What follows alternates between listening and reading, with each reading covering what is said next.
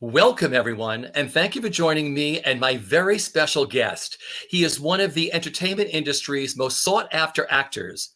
You know him from his Tony-nominated star turn, which was also his Broadway debut in Terrence McNally's It's Only a Play, opposite the likes of Nathan Lane and Matthew Broderick, and from such shows as And Away We Go and the starry revival of The Front Page.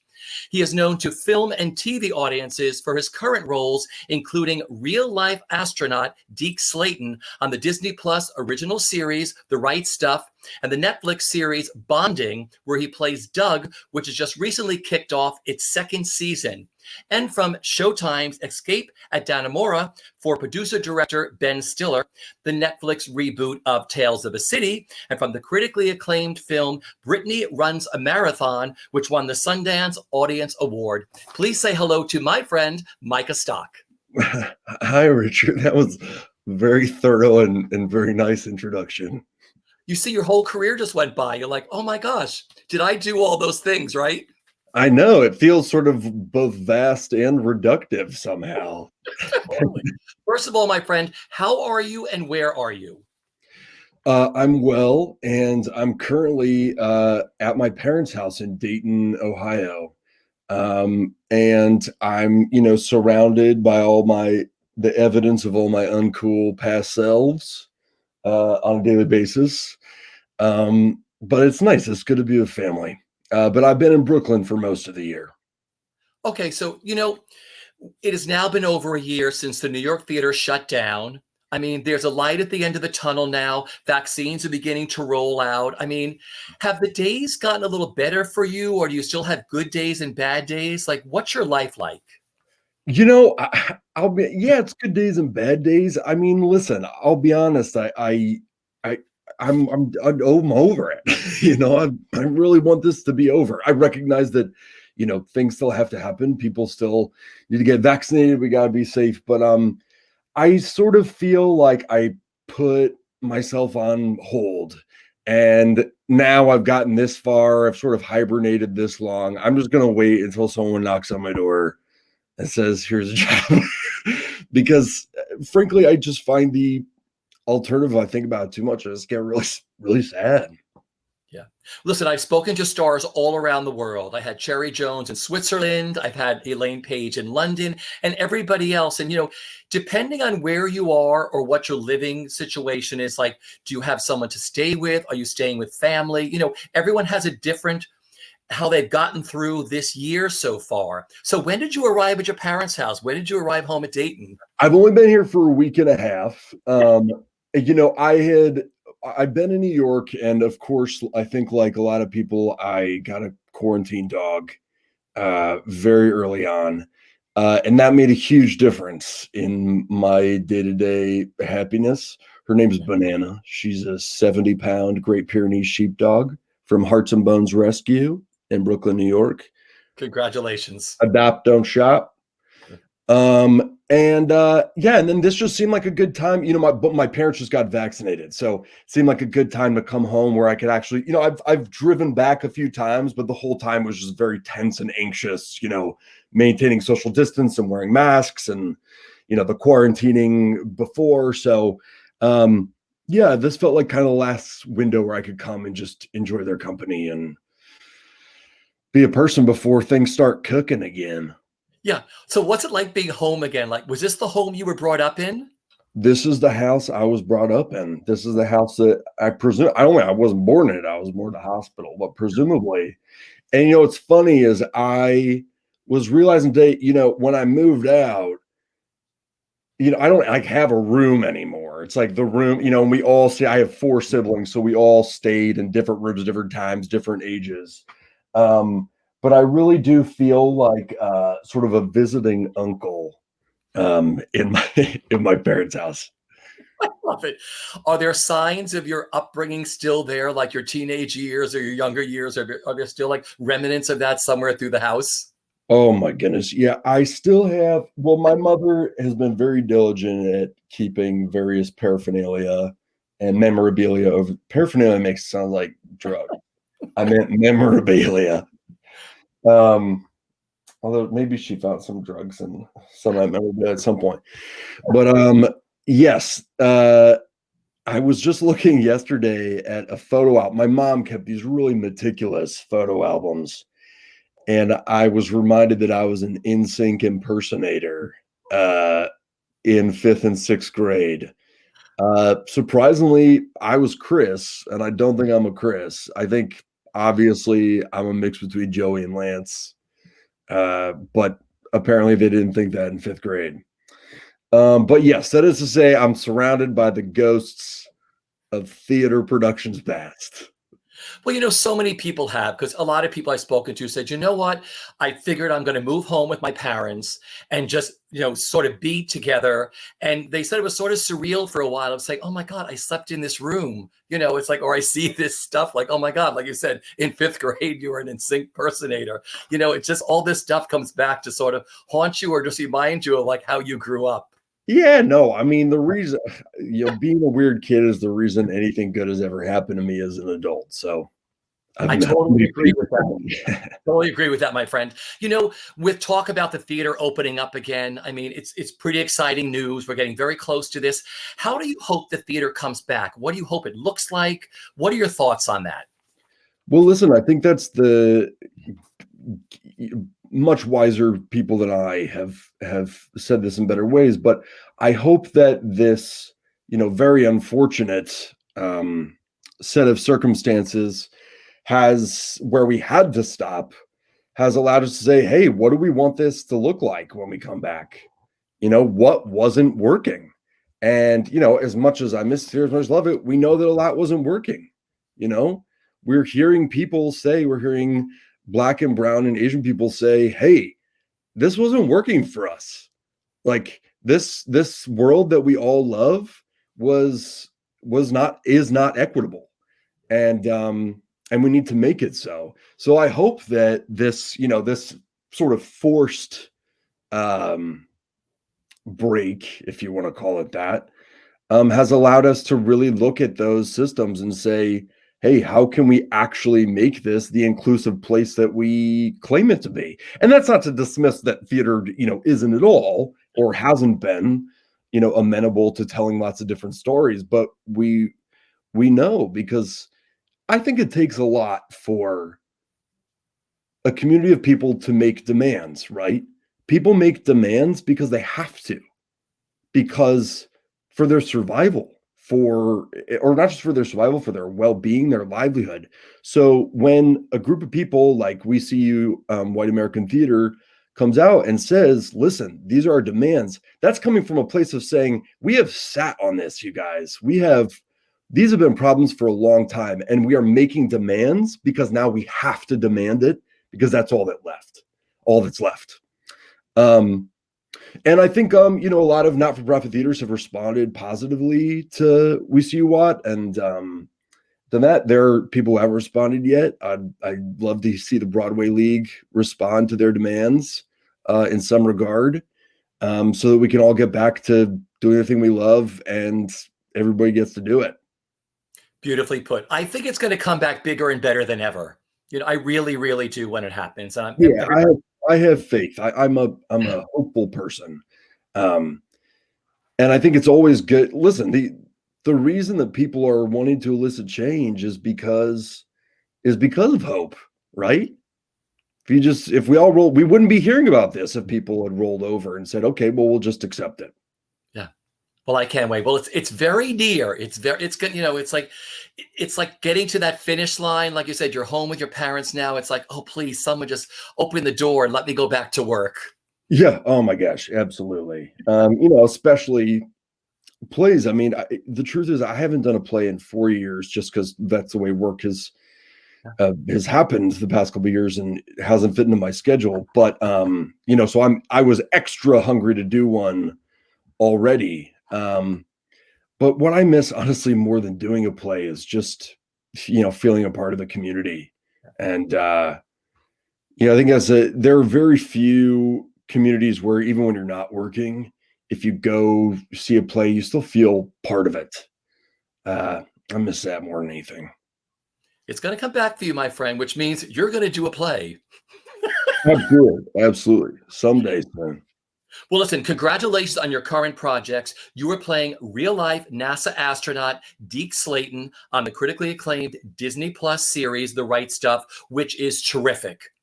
It is, of course, Thank based you. on. Oh, I love this. I've been living through all my friends who I know from stage. I'm watching all their series, and I was always fascinated. I read the book, I saw the original film, so now watching this is so great. It's so beautifully cast. I mean, it's based on Tom Wolfe's iconic bestseller. What attracted you to the role and to this project? Yeah, so I got the script through my agents, and I'll say at first glance, my thought was like bunch of old white guys, like. But then I read the script, and I thought, oh, something else is happening here. This is, as much as it's about NASA and the wonder of space exploration, Tom Wolfe's book and also our series really becomes sort of a meditation on both toxic masculinity and I think the darker side of American nationalism, which is through the lens of these seven guys who were held up as these upstanding moral citizens, and though they were extremely talented and intelligent and smart, they were flawed. And so I think what attracted me to the series was asking these questions. Because if it was rah rah sis boom ba, you know, hashtag MAGA, I'm not signing on for that. What kind of research did you do to play him? Like when you're playing a real life person, did you read books? Did you watch film clips? Yeah, the beautiful thing about Deke Slayton, the role that I play in The Right Stuff, is he was part of NASA for a very long time. So he was part of the original Mercury 7 and was supposed to go into space, but had a heart condition that ultimately ended up not being a very big deal. But basically, he was heartbroken and not able to go into space right away. But he worked as the chief of the astronaut office at NASA up through the shuttle missions. So for the next 20, 30 years, starting in the 60s. So there's tons and tons of footage of him, speaking in front of Congress. He has a book. And it's really nice to play a real person who you can draw upon, but not someone who's so famous that people are are watching you to see if you do it wrong.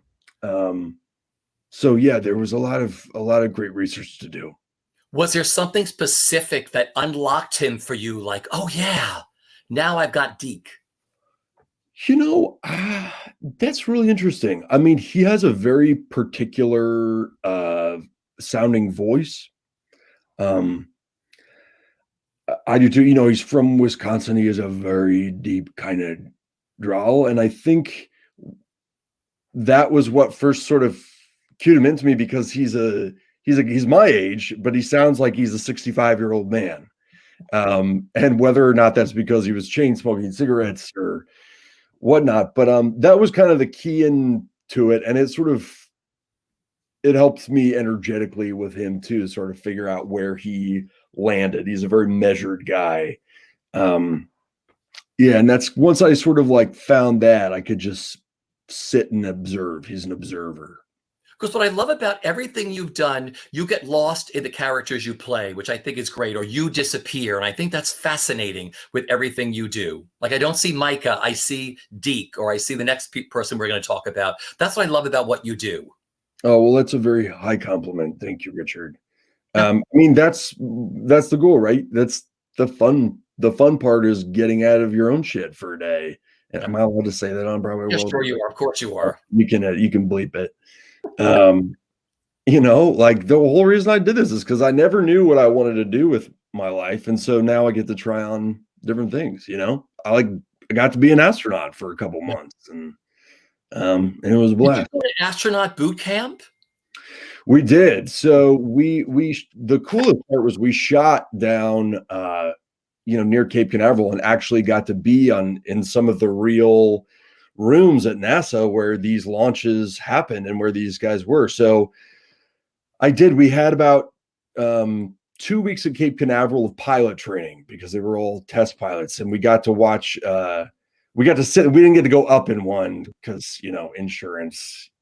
You can't have actors dying. Next But season, next season they'll do that for you.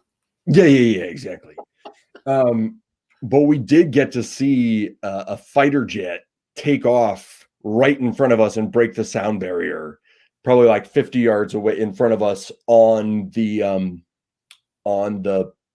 pad where the shuttle landed, which is one of the longest runways in the world. So we got to do some pretty cool stuff, and I got to meet astronauts, and astronauts are so cool. They actually, because of what they've seen, only 500 people in the world have gone into space. And because of what they've seen, they like carry that inside them. The specialness of having seen something that no one else has ever experienced, or not many people have experienced. And I asked one astronaut, or I've asked every astronaut I've met, Nicole Stott, Mae Jemison, among others. But I asked Nicole Stott, I said, do you miss it? And her eyes just sparkled, and she said, every day. I miss space every day. I have goosebumps just having you tell me that. I have goosebumps. I know, isn't that cool? Like to have that those rockets blow off, and then you're in a whole other galaxy, and you're up there, and like you said, only a few people, a few hundred, know what that actually feels like. Yeah, it's an astonishingly low number. I mean, of something for someone to have experienced, but yeah, it's an amazing thing. And what a stellar cast you get to work with too. Yeah, I really loved. I mean, that was one of the great gifts of the show. It was a really great ensemble, and everybody really got along. And I was one of the sole New York theater people there, but I was welcomed with open arms. That's great. You're also the co-star of the hilarious Netflix series Bonding, which has recently premiered its second season. I watched this during the shutdown. I was like, tell our audience what this show is about and who you play. So Bonding is Bonding on Netflix. Both seasons streaming on Netflix. Is a show about a young dominatrix who starts off doing dominatrix and BDSM and dungeon work as a way to pay for grad school. But then sort of as the story goes on, it becomes a question of, oh, well, this might actually be a good life for me. So that's the main story, is her and her best friend, who is a comedian who she drags into being her assistant when she goes on various jobs. And that basis comes from Writer Doyle, the creator, writer, director's actual experience. He actually assisted his friend as a dominatrix when he was a young actor in New York. In any case, I play Doug, who is, someone recently referred to him as a himbo, which I guess is the male gendered version of bimbo. But I think he's a lot smarter than that. But who is the boyfriend of the dominatrix, and he's a wonderful guy who's sort of contending with his own issues of masculinity and how he feels about sex work and being in a relationship with the dominatrix. And it's also very funny. I'm very proud of it. It's so funny. I just laughed through the entire first season and into the second season. How much fun is it playing this role? Oh, it's a blast. So Writer Doyle, our creator, who many of you he's an actor as well, has been on Broadway and done many other things. He's an actor, so he knows what's fun to act. And it's a very loose, very creative set where you sort of feel like I can just expand and do whatever I want. Especially, we shot the first season not knowing anybody would ever see it. I'd known Ryder when we were both, I was an apprentice and he was in the non-equity company at Williamstown Theater Festival 12 years ago. And then 7-8 years after that, he asked me to do a little web series. And then that web series got bought by Netflix. And then we shot a second season on Netflix. So it always felt very homegrown. Like when it ended up on Netflix, it sort of felt like, oh, that's weird. Our little club thing that we did for fun ended up on TV. That seems to be the new now with so much stuff, especially like on Netflix and these streaming. They all start out as a little web series, 7-minute episodes or whatever. Someone then says, "Oh, we're interested in this, and like here's some money." Turn into a big series now. Yeah, I mean, well, you get better stories that way, right? Yeah. Because people start off with the control. They don't have somebody, from get saying, change this, fix that. It was just pure expression. It was exactly what writer wanted it to be. And I think that's one of the great, that's not to Netflix's credit. When they bought the show, they said, keep doing what you're doing.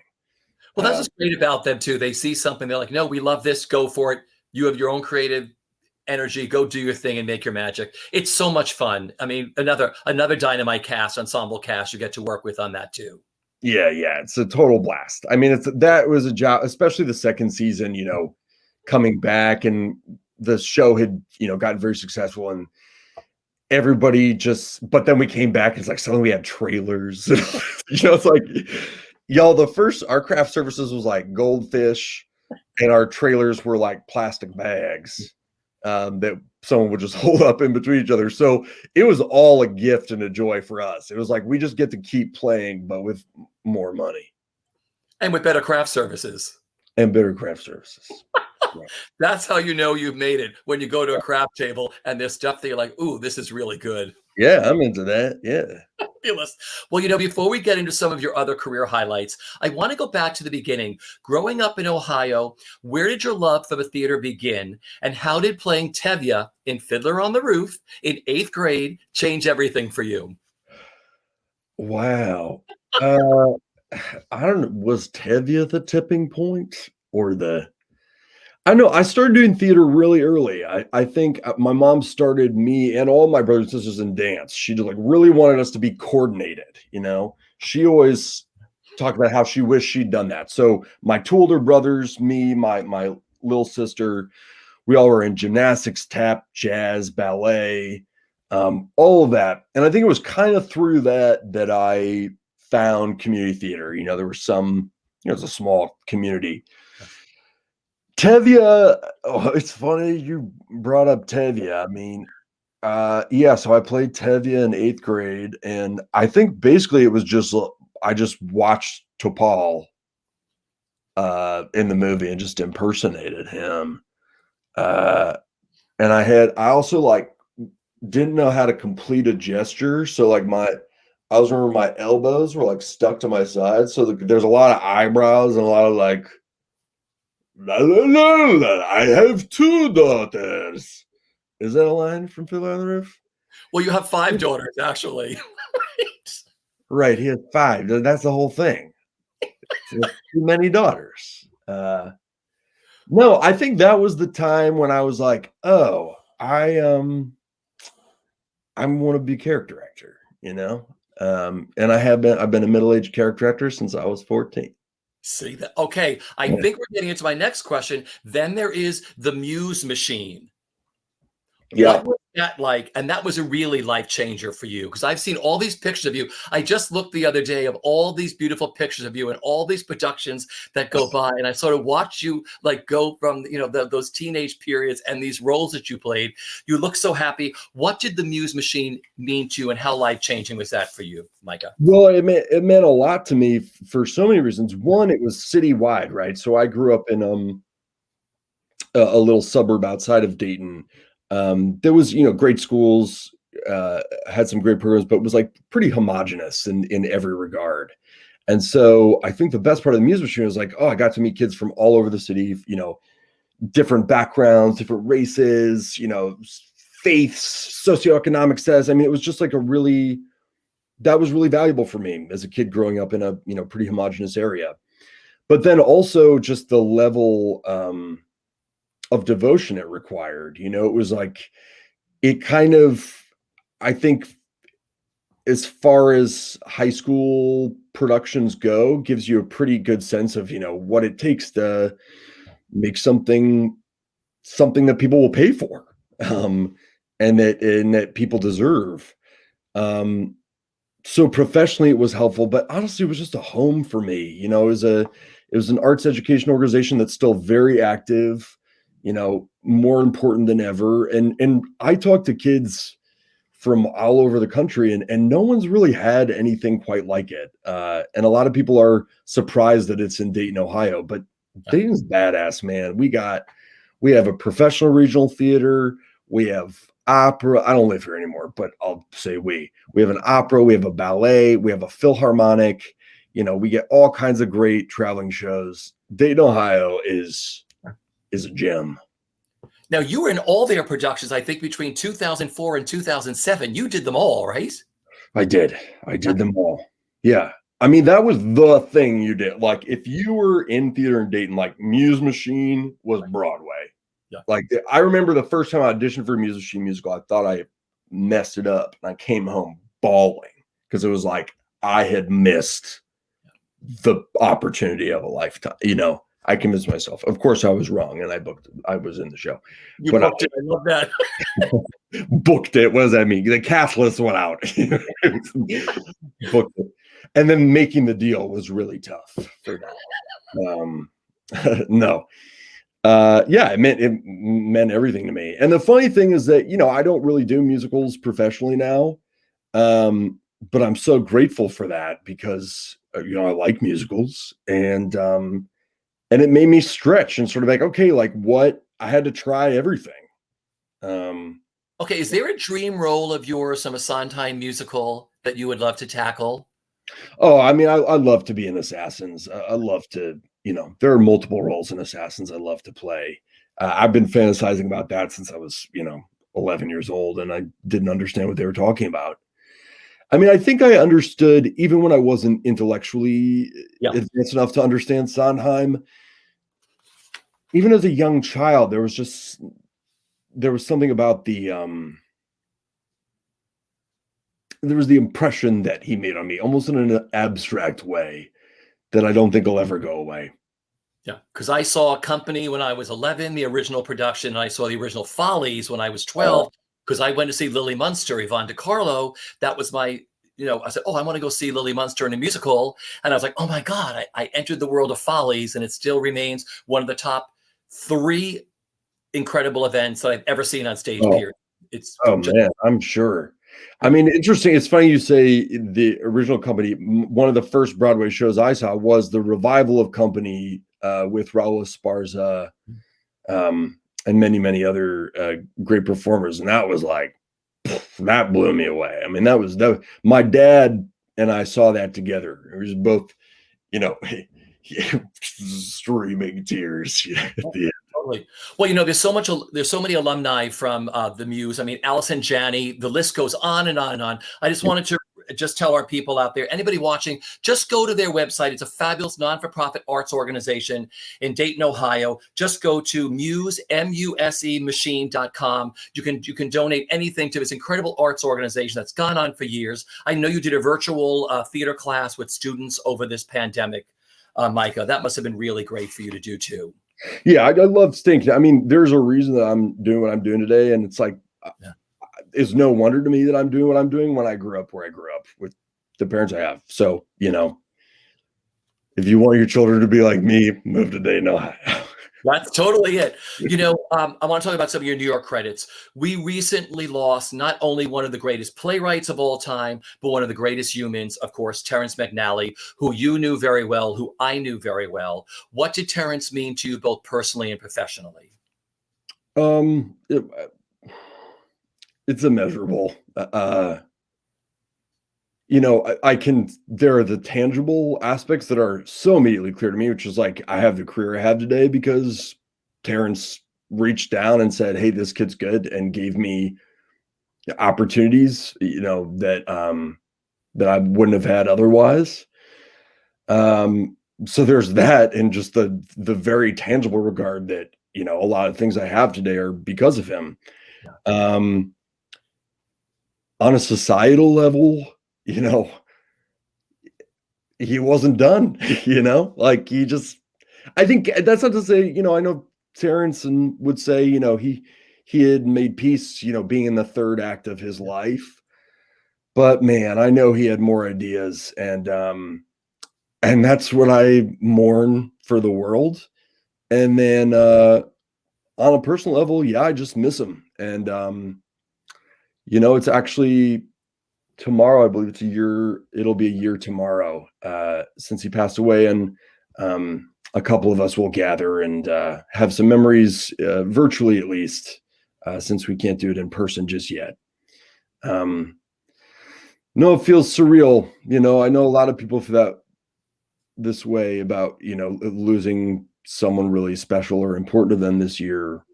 It just feels so surreal because we can't gather and grieve together and celebrate them together. So yeah, I look forward to doing that. Yeah, and I miss him all the time. Like I said, he was a dear person to me too. But as you know, I have It's Only a Play behind me. I mean, I have Kiss of a Spider Woman. I've got That's the not ring. just for me. You always have that up there? No, I put them up for people when I Okay. window cards, and I just try to pull out my window cards that I have. And that was one that I had for you because I didn't have one from your first show, which is And Away We Go, which was Terrence McNally's off-Broadway show, which critics and audiences first fell in love with you. What did being a part of that play mean to you? Well, that was huge. That was the first play I did in New York. So already for me, it was like being in an off-Broadway play in New York City, when I was, 2 years out of college. That was huge for me. That's all I wanted to do. And not to mention that it was a brand new Terrence McNally play. I mean, it was just crazy town. And I will say, I remember the philosophy I took when auditioning for that job is sort of the one I try to remind myself of today whenever I get bogged down with auditioning, which is like, I said to myself, you know what? You're probably not going to get this job. So just pretend that the audition is the performance and like, this is when you get to do it. I don't know if that's why I booked it, but that's what I tell myself sometimes when I get down. That's beautiful philosophy. Everybody said, some other stars have told me, Richard, I go in there and I use this as a performance. I just do it like I'm doing it in front of an audience. And this is my time to do this role. So I think that's really great way you look at it. Terrence wrote you an opening night letter that night. Yeah, he did. Cherished, didn't he? What does that letter mean to you? Yes. I could almost recite it by memory, but it said, the line from it that I remember all the time, especially now, and I'm sort of saying it to myself out loud because I have been away from the theater for a couple of years now, is the last line of it. He said, "Do lots of new American plays. We need you. They need you." And, there was a letter to me. It's a reminder of just to go back that's where the change happens, new American plays. Let's do them. Let's see them. And let's expand what it means to be American. Yeah. At the same time. I know that letter you cherish. I know it goes to all your dressing rooms. I know all that, which is really special. Well, of course, then you took Broadway by storm. With your star turn as Gus, the co-checker, which I will never forget, where you received your well-deserved Tony nomination. You won the Theater World Award, of course, in Terrence McNally's It's Only a Play. I mean, you got to share the stage with Nathan Lane, Matthew Broderick, Stockard Channing, Megan Mullally, F. Murray Abraham, Rupert Grint. I mean, what a way to make your Broadway debut. Yeah, I mean, it was very... it was sort of like Broadway debut in the dictionary. I think I can say that now with some a lot of people make their Broadway debuts and it's always special. I'm not, but like that was kind of like the Broadway debut that you think of when you're a little kid thinking of like a Broadway debut. Like that's what you want it to look like. So at the time when it was happening, I don't think I could sort of fully acknowledge that, or it would be too nice. I had to do my job at the same time. But yeah, I mean, it was sort of absurdly show businessy and, a mirror of both like my career, being this young, fresh kid. I mean, I don't think I'm as big as a dumbass as Gus is, but certainly there were some parallels that were inescapable. No, but like you said, a dictionary version of Broadway debut. The poster says, "End introducing Micah Stock." I mean, Nathan Lane and Jack O'Brien went to see you in Terrence's play. I mean, this is like you see in a movie, like these stars come back and like, oh my God, you're so talented. And then this new Broadway show's coming up. We want Micah to do this. I'm like you said, this is textbook. This is like you dream this stuff and then you wake up and saying, oh, I'm still in my bedroom in Dayton, Ohio. It was absolutely crazy. I mean, I think as it was happening, I was pretty skeptical, a little bit like, I feel like I'm going to get punked at some point. But I was also so, at that time I was just riding the wave, people just like, I was so shell shocked the whole time. I mean, I think even through the whole year after the run and the Tonys and everything, it wasn't until like, I think the Tonys happened and we closed on the same day that I was able to kind of really process the year before. Yeah. Because I remember talking to you numerous times during that, and you just seemed to be like caught up in this big, incredible like wave, I was incapable of expressing any thought beyond like, I'm just so happy. And I was really happy to be there, obviously. And I'm still very grateful for that job. But no, I had my mental wavelength to be able to like, talk about it in any earnest way was severely diminished. Totally. I remember that. I used to look back at these things and I'm like, does Micah like me? I was like, I don't get much out of it. No, I'm just kidding. But I'm like, everybody's like, I'm going to pinch myself and wake up and realize this is not happening to me at the same time. And you want to be humble at the same time.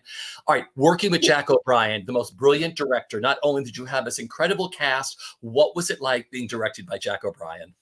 I mean, that was, it was like you said, just like I was kind of being given the top of the top of the top, like right away. It was like, you're going to work with the best director, with the best playwright, with the best cast, in a Broadway theater.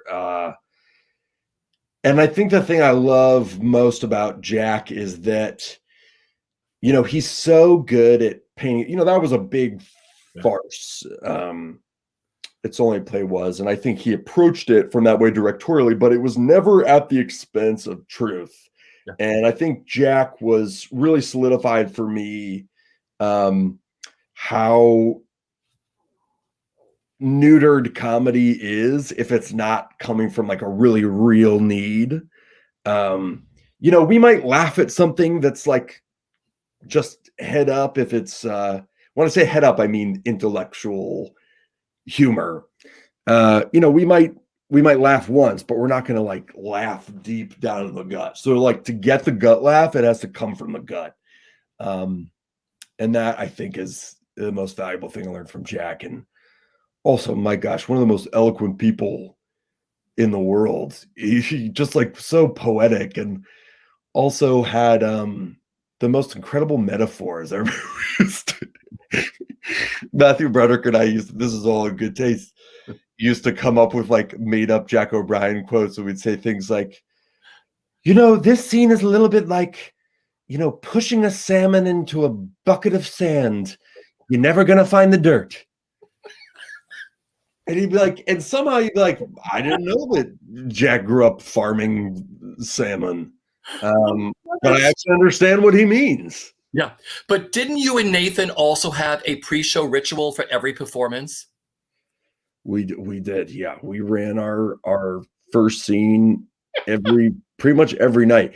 And there were a couple of times, I mean, I got very OCD about it. He did too, where it became kind of like we have to do this, even if we don't want to. And there was one night where Nathan kind of like, I think we'd been doing it for a long time. And he was like, what if I don't want to do it tonight? And I was like, okay, we don't have to do it. And we got on stage and like something went wrong right away. And he came off and was like, we are never not doing that again. And I was like, I told you, we gotta. Did you switch out accents sometimes? Did you do like Downton Abbey one night or something in the dressing room? Like, would you switch it out when you'd run your dialogue? 6 or 7 months in, yeah, we would do different versions of the first scene. We had sort of I think we had like a Godfather one. We had one that we did in fake Italian. We would do Downton Abbey sometimes. Downton Abbey was really fun because it sort of the dynamic sort of lent itself. The co-check boy situation. Yeah, I don't know. We had some weird ones. But craziest thing that happened during that show, because it's a farce, it's nonstop. It just starts that show and it ends, except for that one night when you two thought something went wrong. What was the craziest thing that happened to you during that run? Oh my, there were a couple crazy things. Is there a specific one that you're referencing that you're trying to lead me to? No, but I could though. When Martin Short went into the show, something happened, wasn't it? Oh, well, okay. I don't know if this is the one you're talking about, but I was getting a haircut between shows, and our wonderful hair makeup person, who was just, really, really overworked, accidentally just cut my ear a little bit. And it didn't seem that big, but if you've ever had a head wound, you know that they bleed like a motherfucker. And so I was like, it didn't hurt. And I was like, oh no, it's okay. And then I saw his eyes go like, and I looked and there was blood just streaming down the side. So this is in between shows. So I go and I'm like trying to figure out how to wrap it up. It won't stop bleeding. I feel fine, but like it won't stop bleeding. And the stage manager's just kind of like, do you need to call out for the show? I'm like, no, I've never missed a show. I'm not missing a fucking show.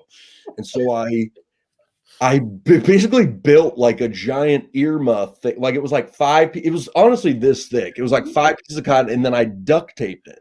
So I just had like a giant duct tape ball on my head.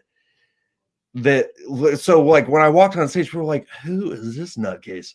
So then the show starts. I'm the first person on stage every night. I come on stage, I open the door, I have a phone call, and I'm coming out, and no one, I don't mean to my own horror, but you're always getting laughs right away. It's pretty consistent.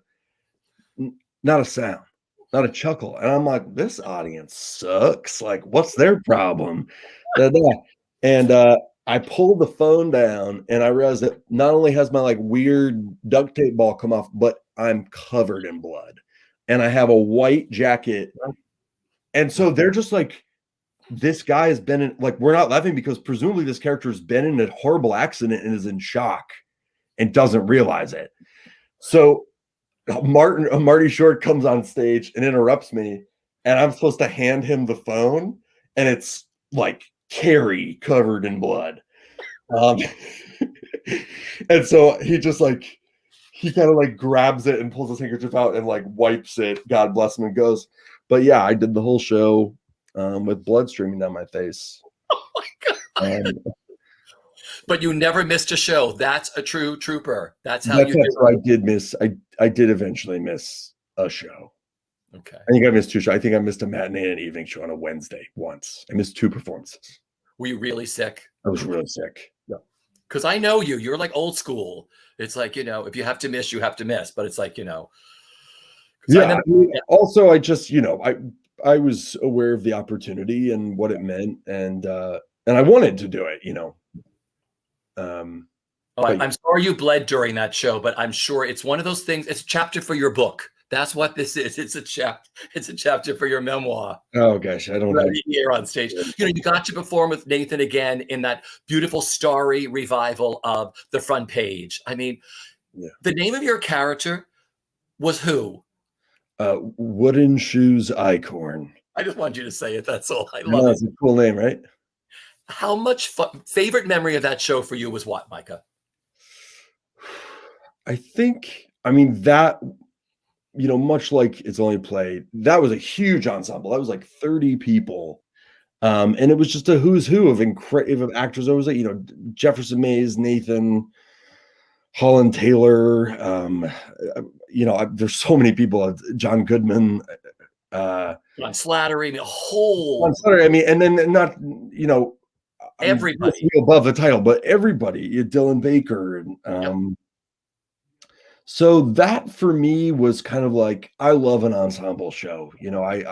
My favorite filmmaker is Robert Altman. I just always loved shows that established a world in that way. And so The Front Page was one of those. And I had a blast doing it. And, you know, the great thing about that show is I got to watch a lot of it because it's, you know, it's a lot of in and out and people coming in. You have these very concentrated scenes and then you're off stage. And so Hallie Pfeiffer and I, who's also in it, we would just sit backstage and listen, you know, to these amazing actors do that for 6 months. That was Broadway old school when you used to look at these casts, these posters for whatever that would have like 16 stars billed above the title with everyone from Lillian Gish to whoever. Like, oh my gosh, this is how theater used to be done, where there was like 12 above the title names and the featured cast was just as big as they were. And that's what happened with this production of the front page. Just really, really brilliant.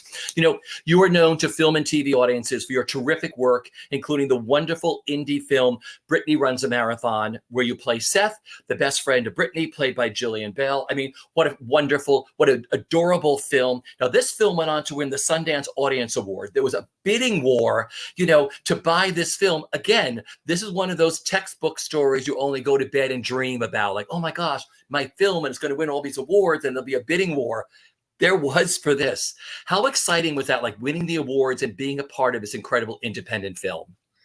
I mean, again, yeah, I think you're right. I'm realizing that I've good luck with beginnings, I guess, because most people, you know, go to Sundance dozens of times and, you know, their movie doesn't get picked up or lots of different experiences. So I've had very privileged experiences with, I guess, my Broadway debut and then Sundance. But yeah, I was so proud of that movie. I mean, Paul Downs Colasso, who wrote that movie, you know, was a playwright, and I knew him, you know, through the theater world. And so I felt comfortable with him already. And I just thought the movie was so funny and special and heartwarming without being schlocky, and very real. And yeah, I always wanted to be in a New York movie, and it's a New York movie. I love that. Yeah, I was so proud of that film and just really good. I've been very lucky to work with very kind people in my time. I've also worked with some very unkind people, but those aren't the ones you remember. Yeah, I love it. No, I know that's a motto of yours. Do your work. I think you said be kind, be generous, and be kind to people. And I think people want to work with kind people in this business. You know, show business is such a bizarre world, and everyone's like, oh, I love that person because not only are they talented, but they're really nice and they're really kind. And I think people want to surround themselves with those kind of actors, don't you think? Yeah, well, because we know you can do both, right? We know you can be a really amazing actor and not be an asshole. Yeah, we know it can be done. So when someone's really good but they're a dick, it's like guess what? You don't have to. We have this person over here who's going to do just as good a job and be significantly more pleasant to be around. Yeah.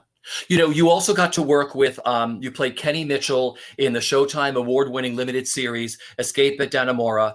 What was it like working for producer-director Ben Stiller? I mean, again, another pinch me moment, and doing scenes with Patricia Arquette. Yeah. Well, Ben, the coolest thing is that Ben is a big theater fan. You know, and he has a huge amount of respect, and he's done theater himself, but so he knows what it requires. But a lot of the people in Dannemora were theater people because of his admiration for them. And I think much like you know, writer, the creator of Bonding, Ben is an actor too, so he knows he's in tune when to what an actor needs or what they might need.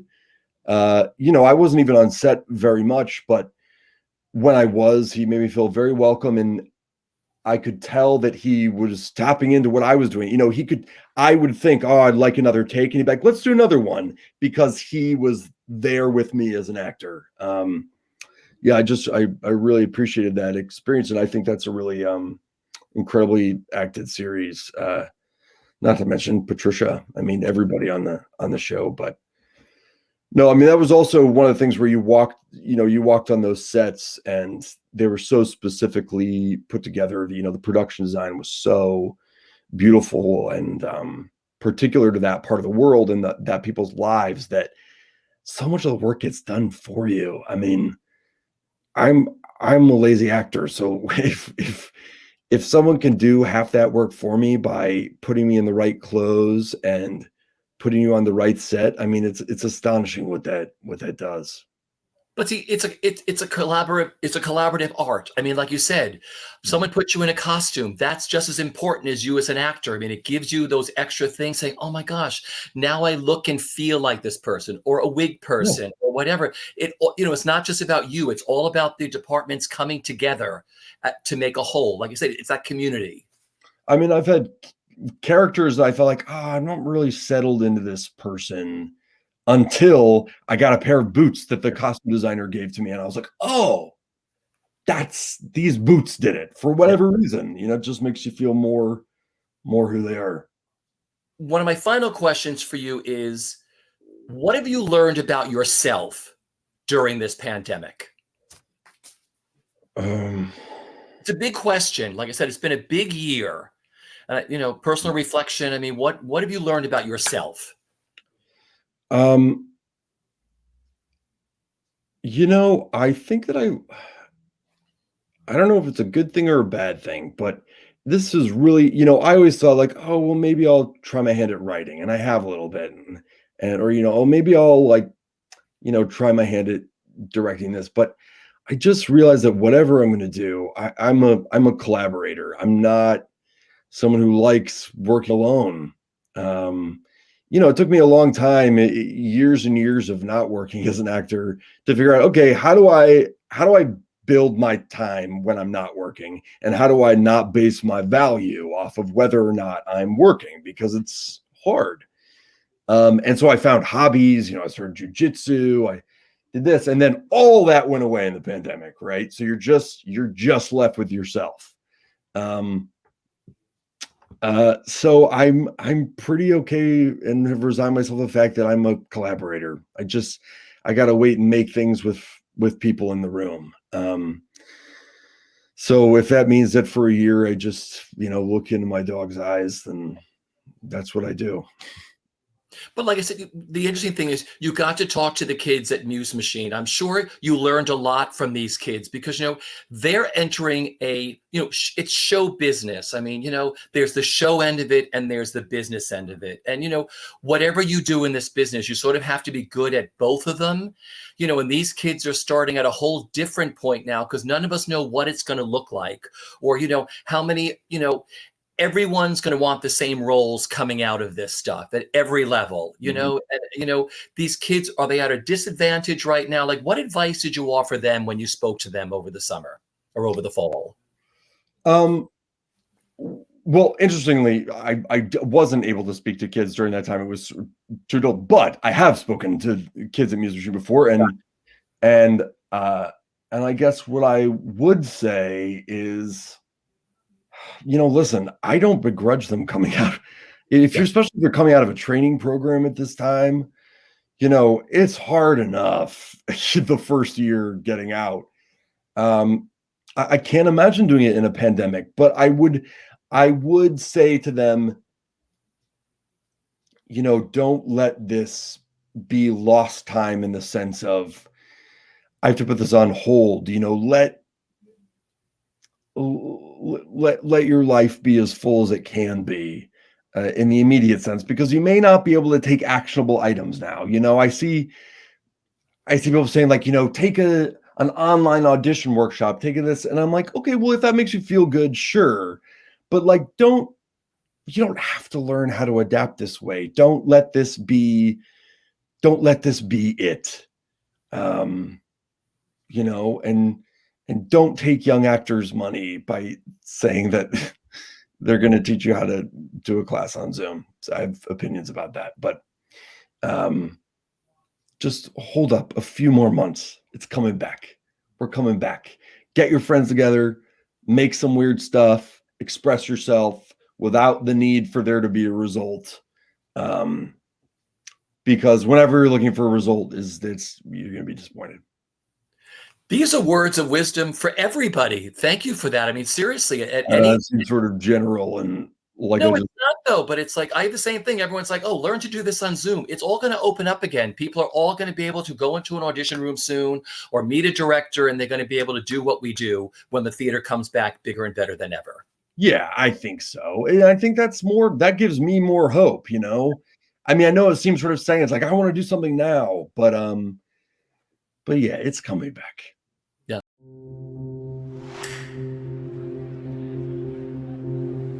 Americans love stories. This story ends with a climax in space, and it starts right here on Earth. Money, fame, immortality. People will feel like they know you. They'll want to be you. Astronaut. Astro meaning star, not Voyager.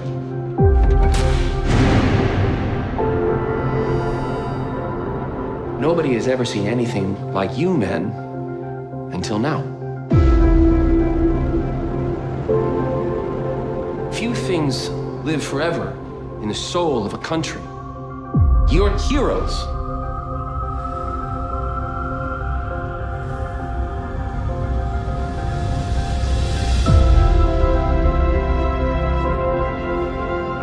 John Glenn, Helen Shepard. We've got the best pilots in the United States. I know what you want, John. But it's almost like you're afraid of the competition.